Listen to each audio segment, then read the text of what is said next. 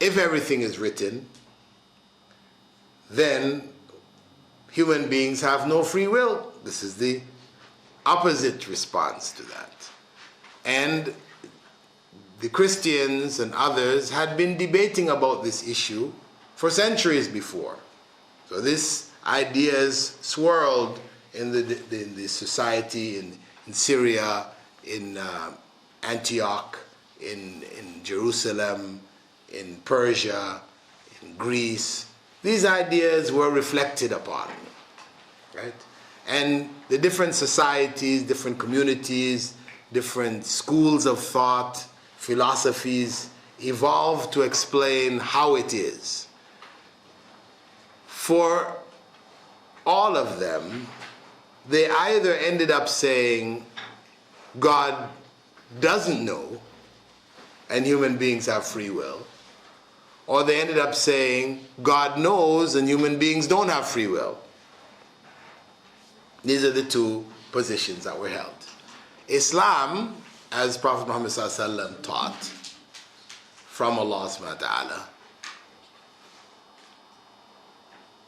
expresses the issue of human free will from both perspectives. That on one hand, Allah knows everything, but on the other hand, human beings have free will.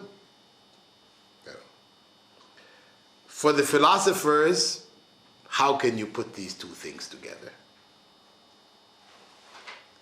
Well, for Muslims, the hows we have left to Allah.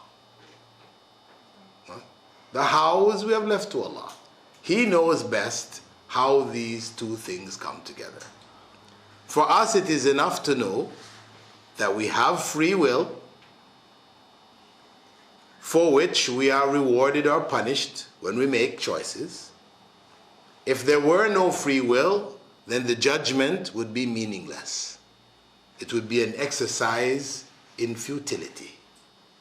So the very fact that there is a judgment, it means that we have free will.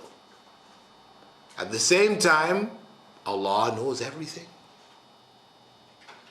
To say that He doesn't know everything is to imply that He is not absolute.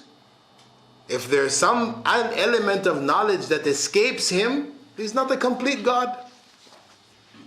Because the true God, as He should be omnipotent, having power over all things, He should be omniscient, having knowledge of all things. So we accept that, and we accept that. Our simple formula is to say that human beings have free will, but whatever they do as an expression of their free will was already known to Allah. And the fact that it was known to Allah doesn't mean He forced them to do it. That's our simple explanation. So yes, we do, through our choices, determine the paths that our lives take by the will of Allah, because many times we make choices and we cannot manifest these choices.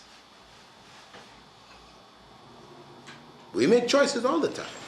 In our studies, we went to university and we say most of us planned to get PhDs, but most of us didn't get it. Right? Most of us planned, okay, after getting a PhD, those of us who got PhDs, and after getting PhD, we're going to do this, that, and the other. Most of us didn't. So we know that whatever we choose and is manifest, becomes manifest in life, this is by the will of Allah. But it is connected to our choice, and it was already known by Allah. So that's as far as we need to go. Others who, feel, no, we have to philosophize. We have to be able to understand this. You see, actually, they are setting themselves up to say, we should have the same knowledge as Allah to understand how this works. But, brother, you can't even understand how this world was created in the first place. So why are you talking about something which is even beyond that? There's so much about life that we don't understand, that we go along with, we accept this is how it is, and we carry on with it. You know, what makes you think that it is necessary for you to understand this?